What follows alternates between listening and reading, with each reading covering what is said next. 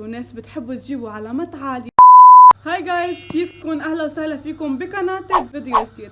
فيديو اليوم راح بيكون نصايح عن الدرس. اذا انتوا ناس بتحبوا تجيبوا علامات عالية بس مش عم تقدروا او عم تدرسوا درسكم عم بيكون غلط، يعني عم بتكونوا عم تدرسوا وتتعبوا بس ما عم تجيبوا علامات عالية. اذا بتحبوا تكملوا الفيديو للاخير او هو فيديو بيفيدكم وبيخصكم، ما تنسوا تحطوا لايك وتشتركوا بالقناة وتكتبوا لي بالكومنت الفيديوهات اللي عبالكم نصورها او النصايح اللي حابين اني اقدم لكم اياها بالفترة الجاية. ما بدي اطول عليكم وبدي اقول لكم يلا خلينا نبلش. اول نصيحة من النصايح المهمة انه التركيز بالصف. التركيز بالصف على دق التفاصيل وعلى اي معلومة صغيرة او كبيرة لازم تكونوا منتبهين وعقلكم مع الاستاذ او مع الدكتور 100%. اذا الدكتور كان عم يشرح شيء وانتم ما فهمتوه، اوكي هون اذا انتم بتستحوا تحكوا للدكتور او للاستاذ، خلينا نقول اذا كنتوا بالمدرسة بتستحوا تقولوا له انه انا ما فهمت هيدي، فيكم تسالوا حدا شاطر بصفكم وهو بيخبركم. او اذا انتم من الاشخاص اللي بيعتمدوا على حالهم فيكم ترجعوا تدرسوا بالبيت مرة واثنين وثلاثة لحتى تفهموها او تستعينوا بحدا حواليكم بيعرفوا بالمادة اللي انتم عم تدرسوا فيها. او بهيدا الوضع نحن صرنا بعصر التكنولوجيا، فيكم دغري بكل بساطة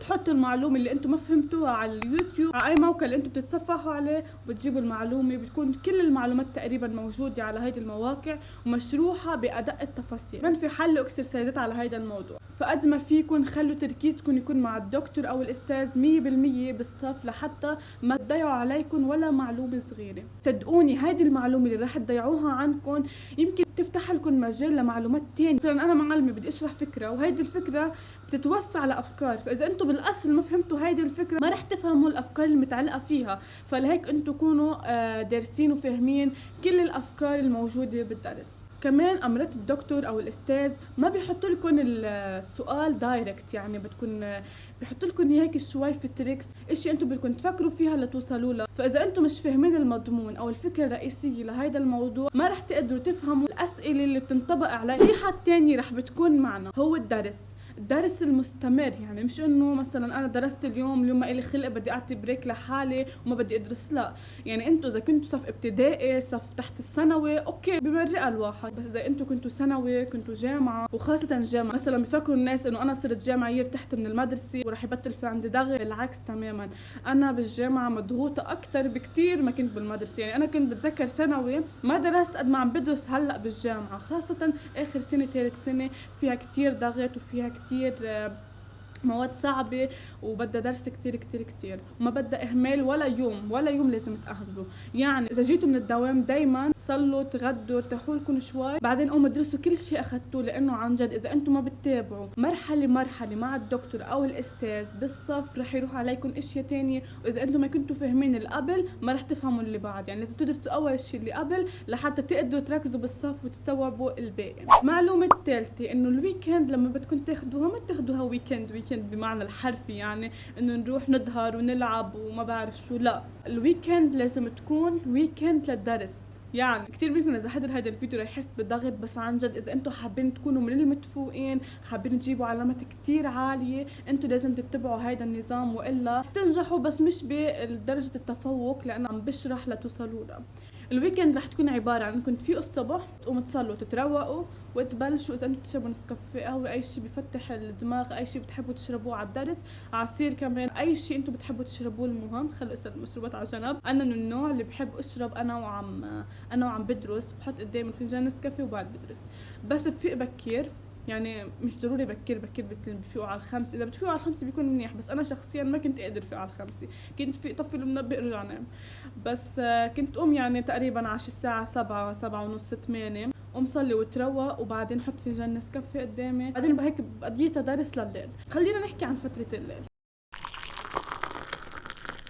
حابين كمان تجيبوا علامات مدفوقة أو عالية وبدكم تلحقوا بالمنهج، خاصة اللي بدهم يلحقوا بالمنهج مش لازم تناموا قبل 8. قوموا انتوا شو بتعملوا؟ بتناموا الساعة 8 مثلا أو بتسهروا بتوقفوا درس بس إنه انتوا قاعدين الساعة 8 مش عم تعملوا شيء، غلط كتير.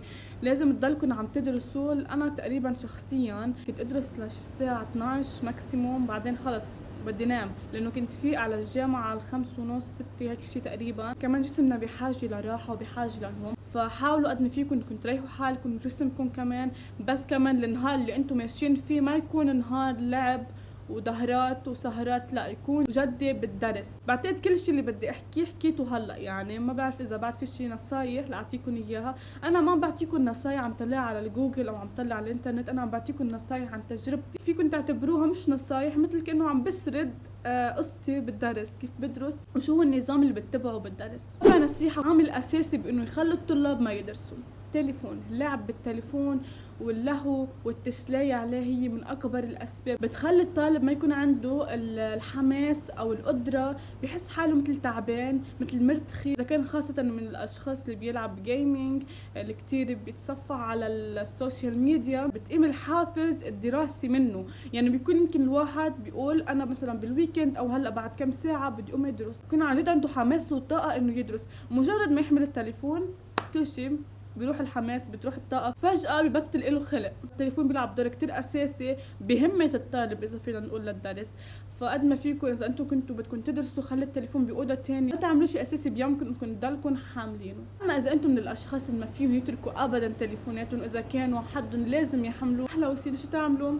طفوه، خلص طفوه، فضوا البطارية على الأخير وحطوه بأوضة تانية. كمان معلومة وهيدي كتير مهمة، إذا أنتم في فكرة مش فاهمينها حلوا عليها كتير اكسرسايزات وعيدوا الحل، وأهم شيء التلخيص، لخصوا كل درس بدرس وحطوا القواعد على جنب ودرسوا القواعد. إذا أنتم درس مش فاهمينه درسوه كذا مرة، كل مرة بتدرسوه فيها رح بتحسوا حالكم فهمتوا المعلومة بطريقة أوضح وسلسة أكتر. كمان حل تمارين على الدرس كتير مهم. إذا في درس أنتم مش فاهمينه، في درس أنتم معلقين على كم فكرة، حلوا قد ما فيكم تمارينات واكسرسايزات عليهم، لانه كل ما حليتوا اكثر كل ما استوعبتوا الفكره اكثر واكثر. لانه مثلا انا اذا بدي اشرح لكم شيء بالحكي ما رح تفهموا مثل تطبيقه، مثل اعطيكم اكسرسايز وقول لكم طبقوا عليه وشرحت لكم كيف بيطبق عليه، كيف بيجي الاسئله، كيف بينحل الاسئله، فبهالطريقه انتم رح تستوعبوها بطريقه اسرع. لحد هون بيكون خلص الفيديو. بعتقد ما كان في كتير معلومات او نصايح، بس انا اعطيتكم نصايح عن تجربتي. صدقوني اذا انتم اتبعتوهم لهالخطوات وعملتوهم رح بتجيبوا علامات كتير عاليه، والعلامات اللي انتم